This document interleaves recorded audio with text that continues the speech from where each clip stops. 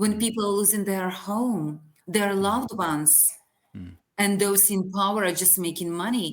That's Yeah. why I believe that Zelensky is not willing to sign the deal. They will Yeah. sabotage the deal because for them, keeping war like their private business for Ukraine, for them, wartime Ukraine for Zelensky and his inner circle Mm. is good business. Hello, everyone. It's Jeff Rich here from the Burning Archive, and I have a very special guest with me today. Returning to the show, it's Marta Havryshko, Ukrainian historian and commentator on current events in Ukraine. Welcome back, Marta. Hello, Jeff. It's great to be back. There's been a lot going on in the Ukraine situation that we're Yeah, keen to talk about today. It was a couple of months ago that you were on the show and talked about the Mindich scandal, and we'll yeah. talk about the corruption crisis and what that means for politics in Ukraine at the moment. But clearly, over the last few days, there's been a lot of discussion about the 28-point peace plan Yeah. coming from the US government in terms of resolving the Ukraine war. And I guess I'm really keen to hear what your perspective on that plan is.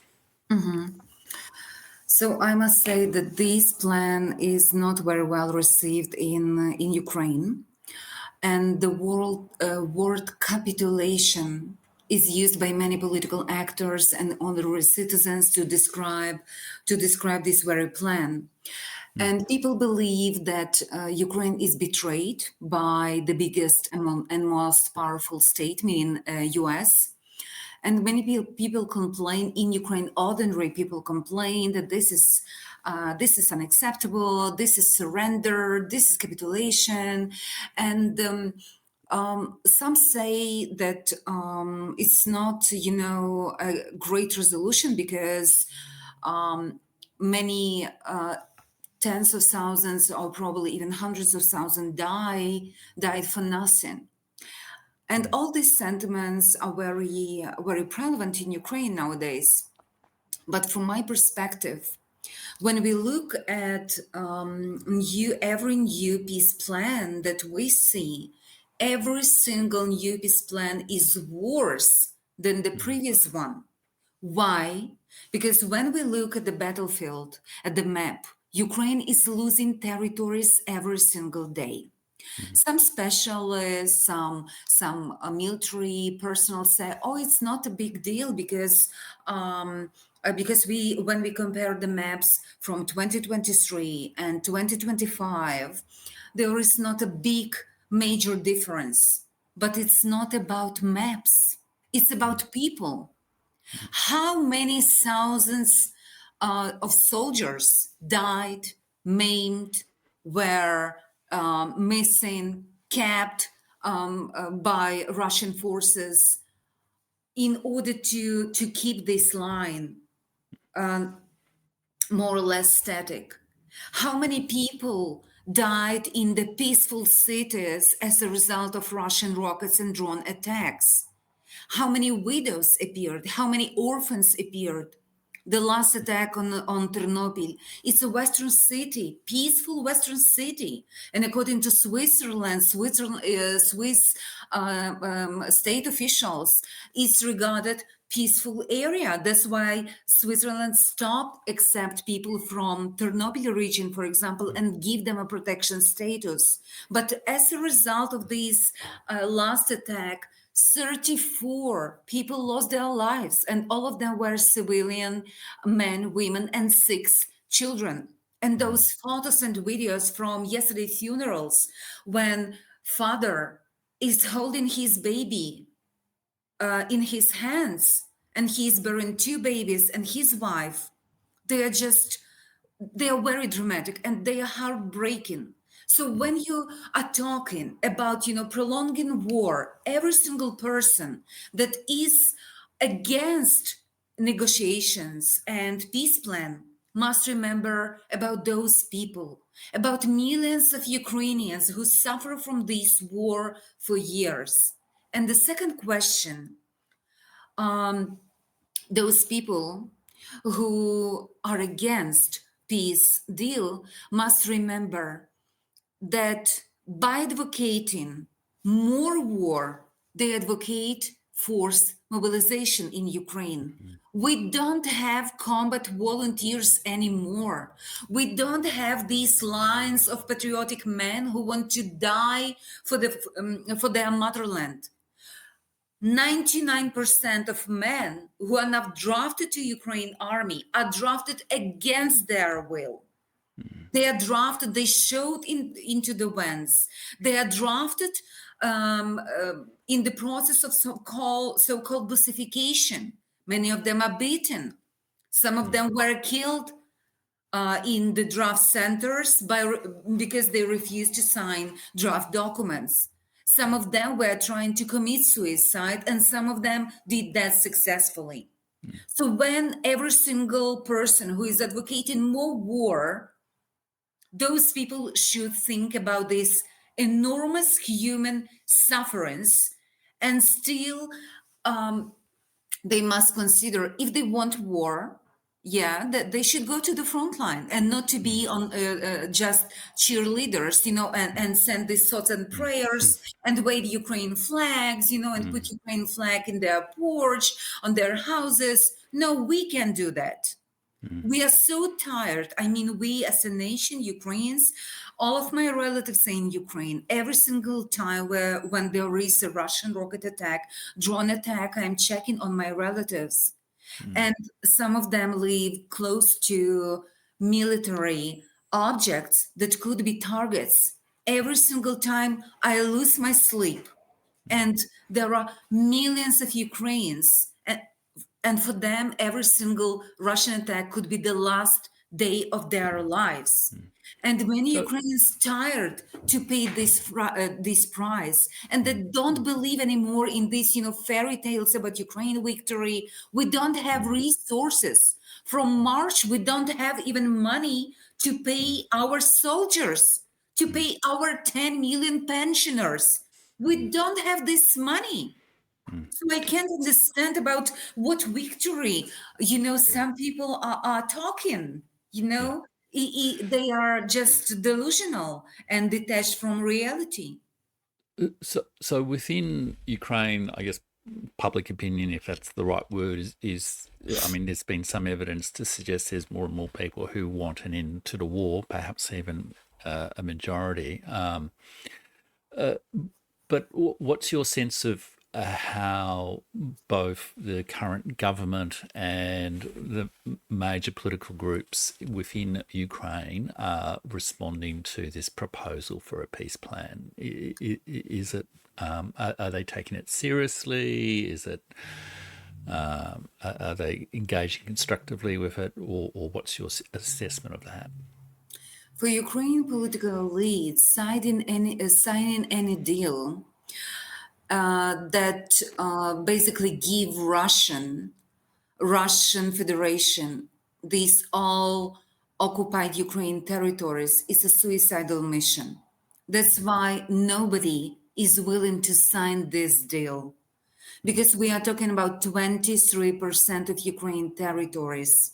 And as we know, Russia demands the entire Donbas region. It means that approximately 25% of the Donbas region, which is not captured by Russians yet, which is controlled by Ukraine army, probably will be handed to Russia, because it's one of the major Russian demands. And Ukraine leadership is aware that many people will be outraged in Ukraine. And for them, it's the end of their political careers. It means that Zelensky, his inner circle, all his minister, all his members of deputies from his Servant of the People party will not get power anymore. That's why Zelensky is not ready to sign any deal. That's why they are trying to sabotage all peace deals. For example, they insist on NATO. And today, the head of Verkhovna Rada, Stefanchuk in Europe, he told to the public that Ukraine will decide about over the NATO question. It means that Ukraine still insists on this issue of NATO that for Russia and for Putin is a red line. Yes, so Ukraine is still insisting on some, delusional demands, despite the fact that 23% of Ukraine territories is occupied, despite the fact that millions of people left Ukraine, despite the fact that hundreds of thousands of people were killed already, and more people are trying to leave Ukraine. When in August this year, Ukraine government lifted the ban for travel to young men 18-22, approximately 100,000 young men fled the country. And as a result, for example, Chancellor Merz made a phone call to Zelensky and told him, you should deal with this. We don't need those men here. The country need them. Why? Because Europe want those men fight and work for the victory and not send their sons and grandsons to Ukraine trenches and kill them. But what we see that many young people, they don't agree to this vision of endless war. They want peace. They want some prospects and not, live in this turbo regime of endless war. And the main demand and the main proposal from government is a glorious death for Ukraine on the battlefield. It's not okay. People are tired, especially young people. When you talk to young men, first of all, men, because for them draft is mandatory. Many of them are dreaming about escaping Ukraine, about having better opportunities. And in the light of the last corruption scandal, many young people don't believe that Ukraine can be without corruption. Corruption is like traditional values in Ukraine, but it's very dramatic in times of war when people are dying, when people are losing their home, their loved ones, and those in power are just making money.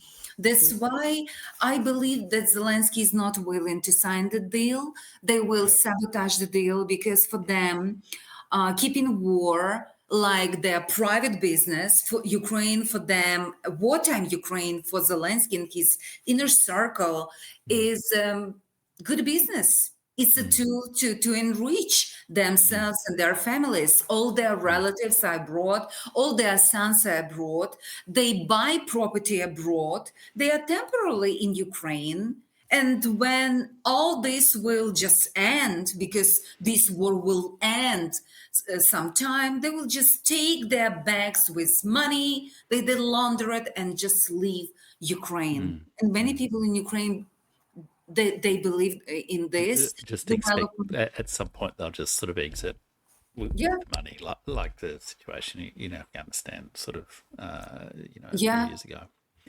yeah. I noticed in Strana, and you mentioned the corruption scandals, which we'll get to in a minute, but I noticed strana.ua has a comment today on the peace talks in Geneva that were held, I think, yesterday.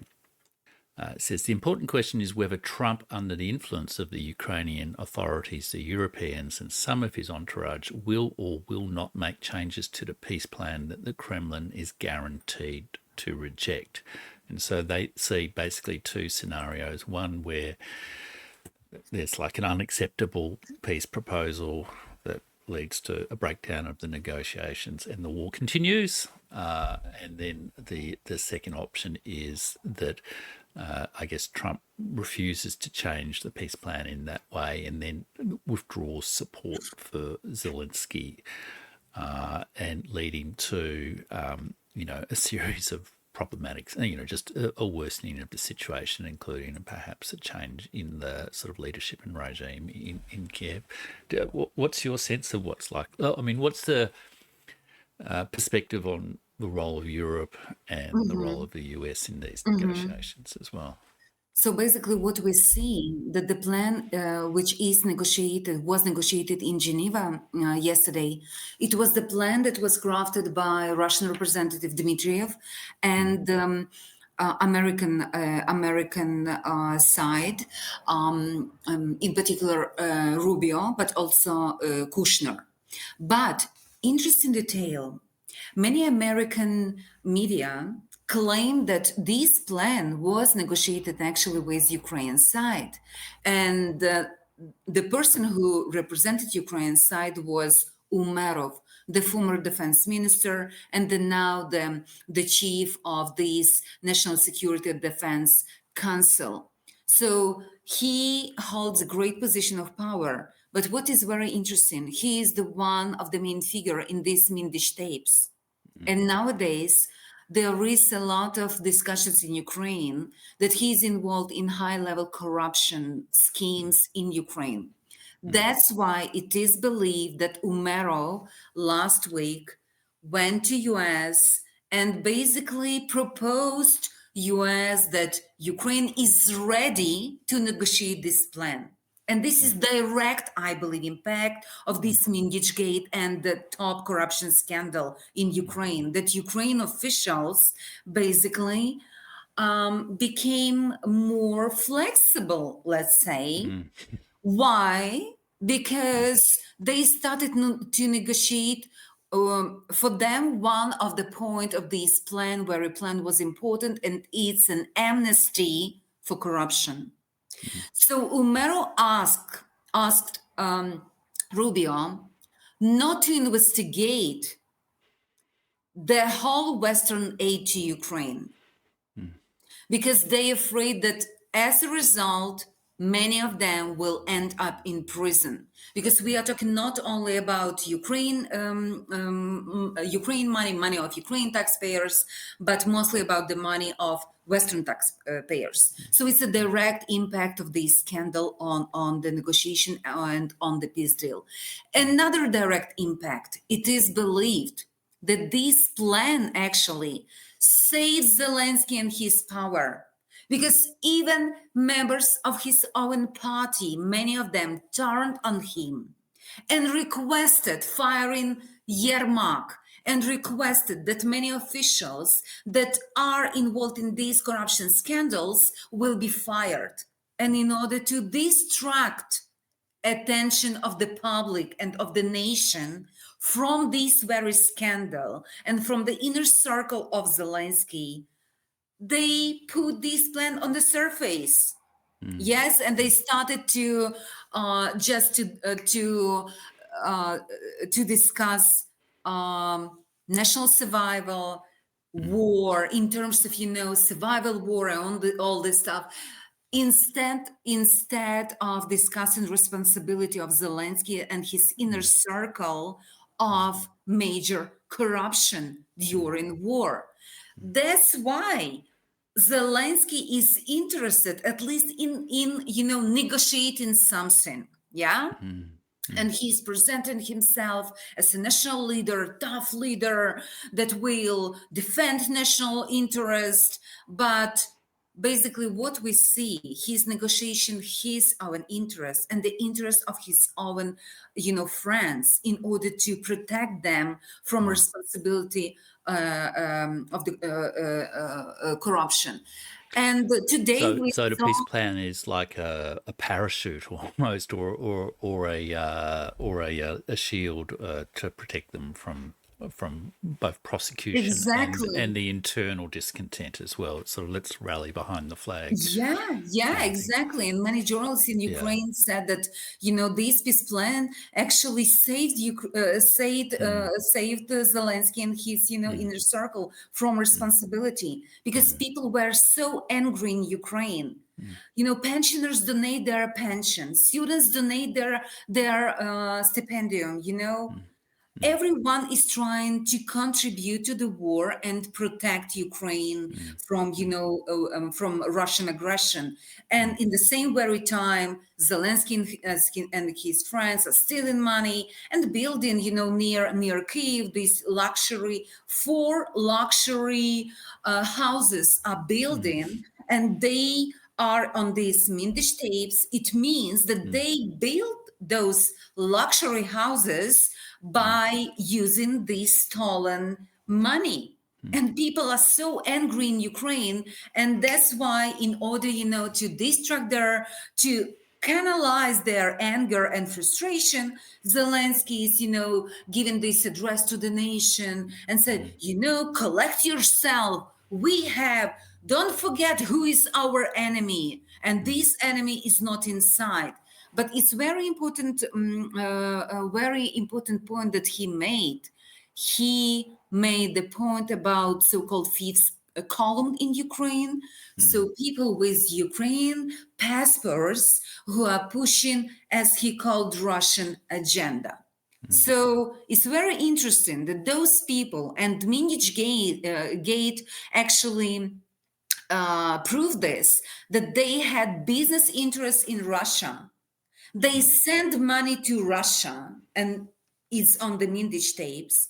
Some of them have Russian passports, and they blame other people for, fooling Russian propaganda, for spreading Russian narratives, for being Russian agents. While at the mm, very same time, they have connection with former, deputy Andrei Derkach, who escaped to Russia, who is on U.S. Sanction list, mm. and who is considered as a Russian spy, and now he's a senator of Russian Federation. So they Okay. themselves have a lot business and political connections with Russian Yep. political elites, Yep. and Yep. yeah, and just easy that they just blame other people for what they are doing, actually. And Yermak, I'd also read that there was some interpretation of the fact that Yermak was sent to meet with Marco Rubio, or was the lead of the negotiations with Marco Rubio in Geneva, and to some degree that was a cover perhaps, or giving him a starring role in the peace plan to help conceal, or at least cover for, the fact that increasingly there's attention to his particular role in this corruption scandal. He's apparently, I believe, described as Ali Baba as a sort of a code name in these Mindich tapes. Do you want to just, assuming it's safe to do so, Yeah. just say a little bit about Andrei Yermak's role and what it reveals about the depth of this investigation that's been slowly revealed? So the role of Yermak is enormous in Ukraine. He's actually, many people believe that he's de facto president in Ukraine Mm, because he's involved in every single decision making in Ukraine. mm, He's appointing ministers, he's appointing the heads of state firms who are running energy sector, defense sector. He's a curator of the major state drone manufacturing company Firepoint, mm, which was established actually as casting company before the war by Zelensky friend, and now it's a monopolist in the sphere of producing of long range drones. So he is actually a very powerful man, and we know that Western media they published several analytical articles about him, claiming that yes, he has enormous influence. And it mm, is believed that all these corruption schemes couldn't be possible without Yermak. He is mm, basically architecture of all these corruption schemes. And many members of Servant of the People Party, meaning presidential party, they knew about this very well. That's why some of them publicly asked Zelensky to fire him in mm, order to save at least some credibility and some legitimacy in this time of enormous political crisis. But he refused. mm, And for many people it was shocked it was a great shock, because what is obvious is that Zelensky prioritized the interest of his inner circle and his best friends, including Yermak, over national interests. Because it's not only about, it's not only internal issue. It's not only about political crisis in Ukraine. It's about track Ukraine on its way to European Union, because one of the precondition is a fight in corruption. It's the international image of Ukraine. It's international Western primarily support of Ukraine war effort. Who will give the money for Ukraine if the elite, political elites, are stealing this money and they are not reliable and they can be punished? And today, Ukraine investigator journalists, they published articles claiming that when Mindich gate erupted in it was on 10 November, when NABU, this main anti-corruption body, and the SAPO, they published this some sort of Mindich tapes. They made searches in many houses, including Mindich house. So back then, it was obvious that Yermak is involved, and what Yermak did, he gave an order to Ukraine Security Service and other agencies that are run by people appointed by Yermak and Zelensky to basically put directors of these and the main anti-corruption bodies to the jail. Simple like that.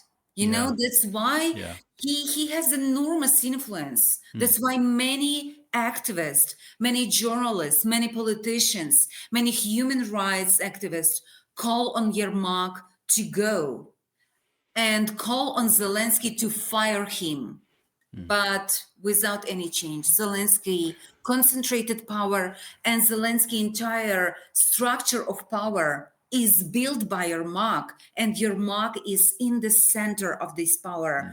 That's why Zelensky can't fire him, because Zelensky will be, without hands, without brain, without eyes, without everything. Yermak is the central figure in this political scheme in Ukraine nowadays, in this political structure.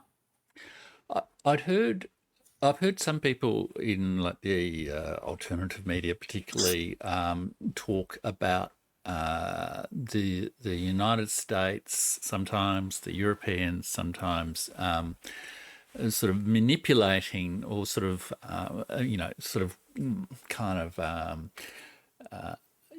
manipulating, I guess, the corruption scandal, or somehow that they control the corruption agencies or anti-corruption agencies in Ukraine, and that the scandal around Mindich is actually a kind of engineered pressure campaign by the United States and or Europe to achieve certain political outcomes within the regime. What's your comment on that? It's not necessarily a view I agree with, having dealt with corruption agencies over time. They're often fiercely independent, but what's your assessment of that? Just one point. We will start with the point that in the office of the main anti-corruption body in Ukraine, NABU office in Kyiv, there is an office of FBI agent.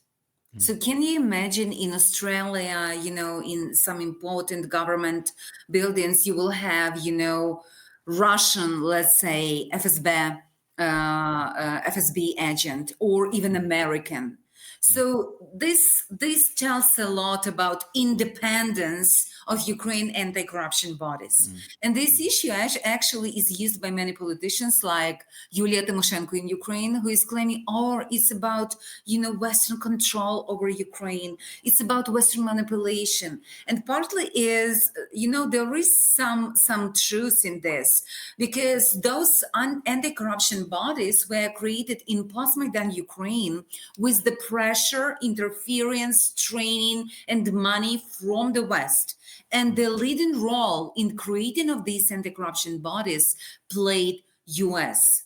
That's why when in July, this protest against Zelensky was trying to crack down, who was trying to make a crackdown on these anti-corruption bodies, and these protests appeared, several weeks later, it was like that, when Western actors put pressure on Zelensky and entire, Verkhovna Rada parliament of Ukraine, and they just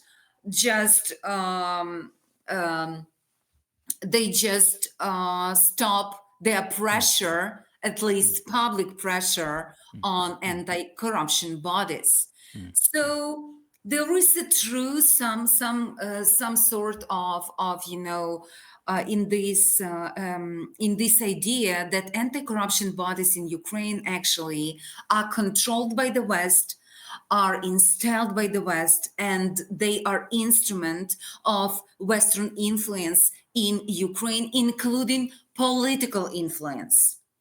But I must say that over a time in Ukraine, all investigations about corruption were made by those actors who were sponsored by Western countries, not by Russia and not by Ukraine. There is no way you can investigate corruption in Ukraine by, receiving some, fellowships, some grants inside of Ukraine. There is no way, because big money are there, and great political actors with a lot of power. That's why people afraid.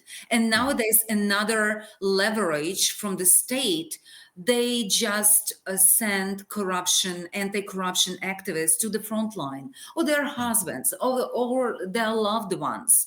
And it's like a death ticket and one-way ticket.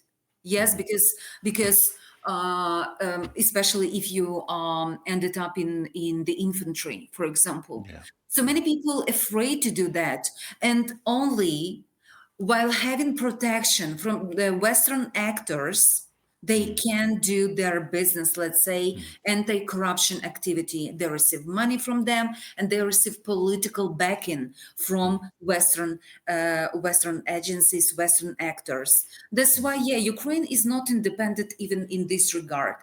That's why when all this scandal appeared, it was obvious for so many people in Ukraine that US basically already have all this information, because it is believed that FBI now investigating Mindich, this this Carlson, on Mindich tapes that fled Ukraine to Israel, one who was involved in this corruption scandal. So US basically used this also as an instrument of pressure on Zelensky and his inner circle to make them more flexible, let's say.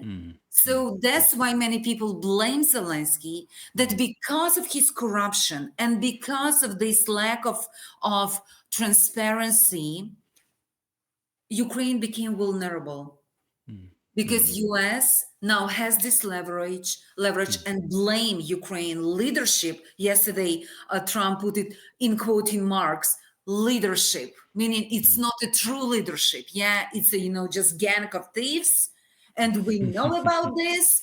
That's why we negotiated with Zumero. That's why we know everything, and we can use it in the right time to put pressure on them. Yes, indeed. And I believe I saw when President Zelensky was in Paris meeting with Emmanuel Macron, I think I saw Petro Poroshenko do an interview with the French television sort of international service, where he emphasised firstly that it was he who helped establish these anti-corruption agencies back when he was president, and also that the key issue was about trust, and particularly trust with the European partners, which I thought was interesting. And he is mentioned from time to time as one of the, I guess, alternative power centres in Ukraine. I guess with the not going well, the peace not going well, the corruption scandal not going well, all the traumas on Ukrainian society that you sort of rightly highlighted at the start of the program. Mhm. Is this going to lead to a different sort of political setup in Ukraine? Is there a prospect that the current sort of both Zelensky, but also his entourage, the Mhm. servant of the People Party, etc., which I guess is kind of functioning almost like a one-party state at the moment. I mean, there are political parties Exactly. banned and things like that. Exactly. Is there a realistic prospect of that sort of political setup changing Mhm. in the near term? So one of the demands of the opposition after the outbreak of this scandal was to fire the entire government, not just these two minister, energy minister and justice minister, who who are involved in this corruption scandal, because it is believed that many more ministers are involved. And Yulia Sviridenko actually was Minister of Economy, and the Energoatom, this is the very company that is in the center of this scandal, this state company. This Energoatom was subjected to Ministry of Energy. That's why current Prime Minister Yulia Sviridenko is directly involved in this scandal as well. That's why political opposition in Ukraine, meaning Poroshenko party, first of all, they call for dismantling the entire government, and they made the performance in Verkhovna Rada. They stated that the government should resign.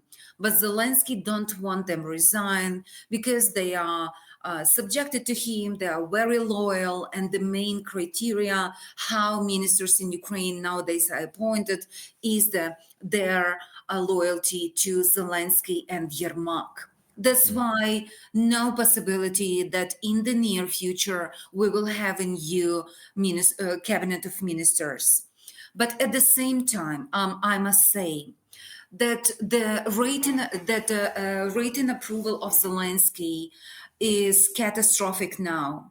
Those media who claim that he's a national leader and so respected and so welcomed in Ukraine and so cherished in Ukraine, it's not true. Mm, Because mm, even before this Mindich Gate, one research conducted by sociological group SOTIS stated that if parliamentary election will be held in the mid of October, not servant of the people will have the biggest will have the biggest will receive the biggest amount of votes, but so-called the bloc of Zaluzhny, meaning that the former general, chief general, he nowadays he's more popular than Zelensky in Ukraine. And after Mindish scandal, three independent polls claimed that the rating approval of Zelensky is less than 19%, mm, and than 20%, so approximately 18, 19%, and is still dropping because people are losing trust. mm, So the power in the Ukraine, political elites in Ukraine are losing legitimacy mm, and credibility. This power is not legitimate, and mm, it became one of the concerns also from the West, because they're giving money to the people who have no credibility and no legitimacy in Ukraine. mm, That's why new elections, both presidential elections, parliamentary elections, mm, are so needed. mm, But I'm very concerned also in this regard. Why? Because the fourth person in this chart who has the biggest empathy and sympathy from Ukraine are the neo-Nazi mm, leader, the leader of Azov movement, Andriy Beletsky. who is known for creating Azov battalion, who is known for organizing hate crimes against different ethnic minorities in Ukraine, who is known for organizing, praising Ratko Mladic and a war criminal from former Mm, Yugoslavia, who is known for very anti-Semitic speech, and whose guys, direct subordinates nowadays, are mm, involved in criminal and semi-criminal activity. So mm, this guy nowadays has a great sympathy in Ukrainian society. And recently I read even an interview of liberal Ukrainian scholar, professor, well-known, outstanding professor Yaroslav Gritsak, who named three so-called national leaders, and among mm, them Zaluzhny, Budanov, the chief spy, the chief of mm. Ukraine military intelligence, and the third one, Biletsky. It's Yeah, crazy. yeah, It's just crazy. When yeah, people are saying that Ukraine is fighting for freedom and democracy, I have a lot of question yeah, about rate of Biletsky. Biletsky is yeah. not about freedom. Biletsky is not about democracy. Biletsky is neo-Nazi who raises and who is the leader of biggest neo-Nazi movement in Ukraine. Mm, mm. So I'm really afraid if his party will gain a lot of support and a lot of military seats in Ukraine. And that's, I mean, that creates a very difficult situation. I mean, clearly, that's also not going to help get a peace. Really, clearly, isn't it? If Exactly. the key alternative power centres are people, associated very much with the war and also with the sort of extreme nationalism.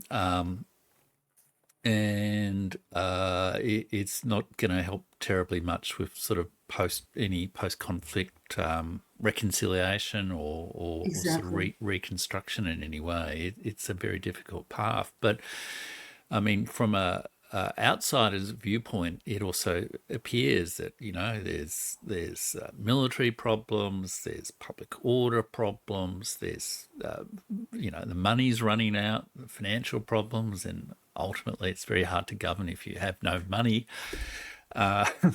As you say, pensions are not being paid. The sort of veterans benefit type things are not being paid. Yeah. Soldiers are not being paid. There's endemic corruption, and legitimacy has been lost as well. So it seems to be a very, very difficult situation to resolve this in any way. I guess through. Are there any actors at all who are looking at how to, I guess, rebuild a sort of, I guess, a civil society and a more decent sort of politics in Ukraine that's not associated with the extreme nationalism and the war party as a simplification? I must say that extreme nationalism, ethno-nationalism is part of the problem, is Mm, one of the causes of war.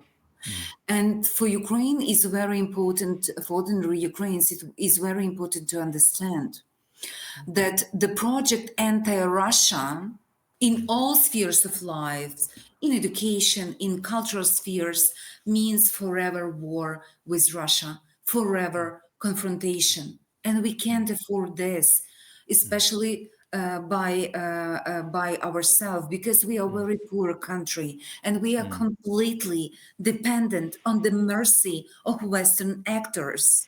You know, mm, all our teachers, all our invalids, all our pensioners, all our doctors and nurses, they are paid by Western actors, by mm, Western taxpayers. If one day they will turn on Ukraine, Ukrainians will just die. mm, So mm, that's why I believe that European countries, they have leverage and they can use this leverage to put pressure on Ukrainian government to end this ethno-nationalist agenda. Now we have first moves, first signals from Europe over language issue, for example. mhm, Recently, I was even, invited to by Euronews to comment on this infamous seizure of the church in Cherkasy mm, last year. And because journalists in this media, they saw this video and they wanted to prove that this is fake. And I listed, all names of people involved in this seizure. I named those people. I named who created this. mm, And many of them are celebrity commanders close to Budanov, close to Ukraine armed forces. They are, very famous commanders. mm, And one of them is belong to the Third Assault Brigade based on Azov movement. And guess what? They didn't publish this. Why? Because the seizure of this church, very violent seizure, mm, when military men in masks with sticks, with guns, attacked mainly women, elder women. Among them were many elderly women and priests.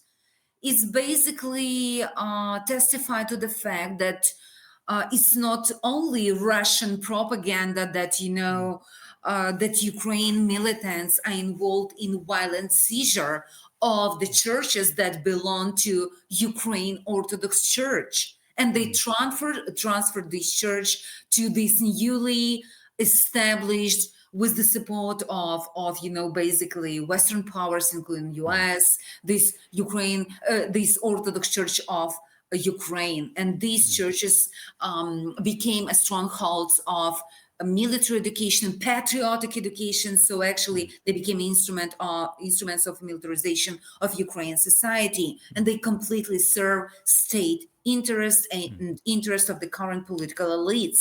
mm, But many people in the West, they don't believe it's true.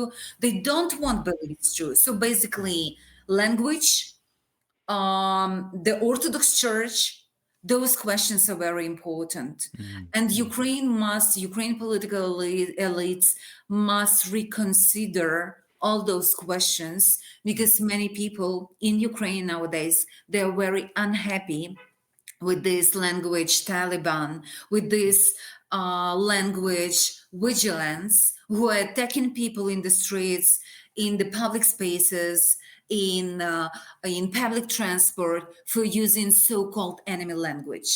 But mm, what is very interesting, those vigilants never attack members of Azov units and other military, far-right military units who are speaking Ukraine, and even record some promoting videos in Russian. mm, Yes, they always attacking, IDP people, some taxi drivers. So meaning class is very involved in this issue. mm, Yet mm, those who are vulnerable people, those who are disadvantaged by this, political, economic situation, war situation, became the primary targets of this language vigilance. mm, And language is still very politicized issue in Ukraine, within Ukraine, and many people use this. Many political actors use this to divide society. And I believe that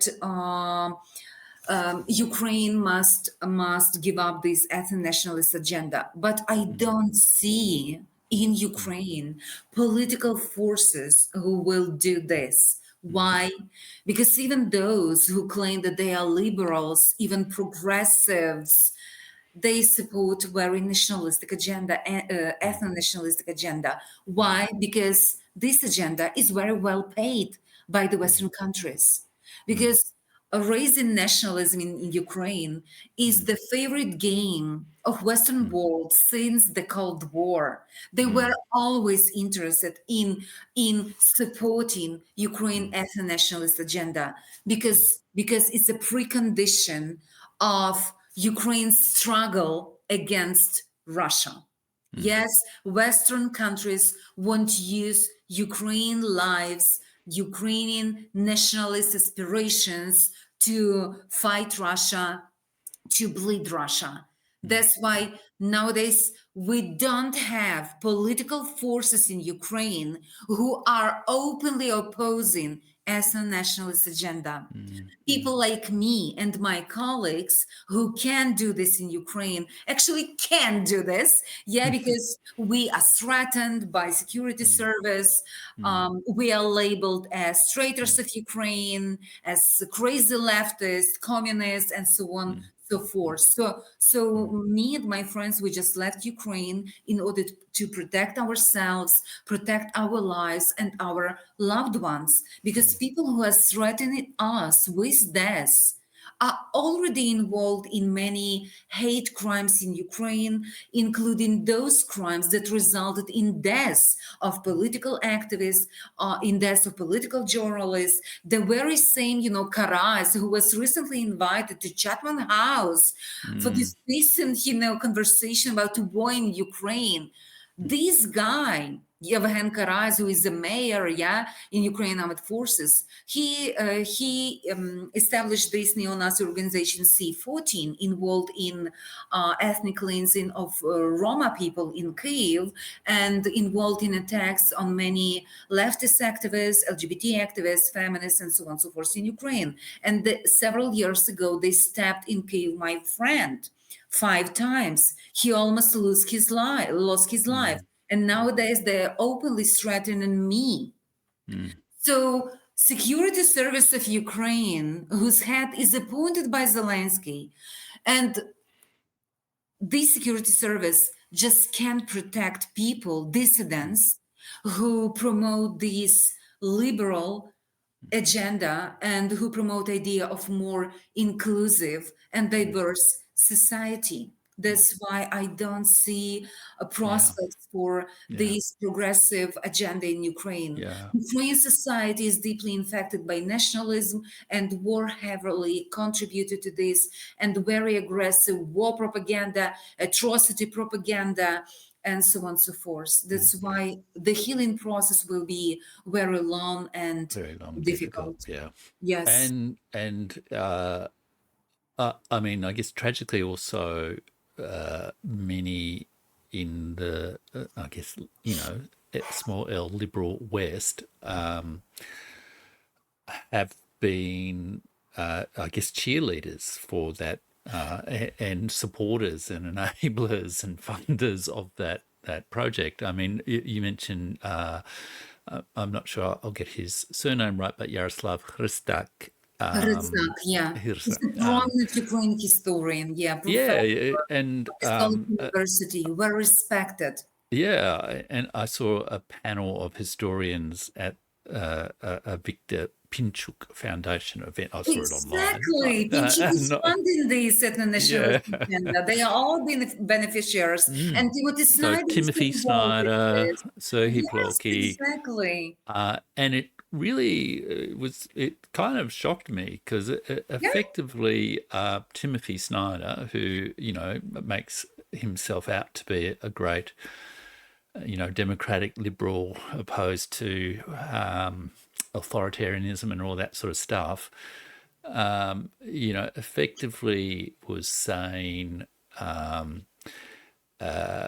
Europe should take responsibility for the war in Ukraine in order to fight that. And he pretty much put it in these words: to resume its traditional fight against the Hun of Asia, of Eurasia. yeah, exactly. It's It a very was racist, that actually, indeed. kind of Yeah, language, and yeah.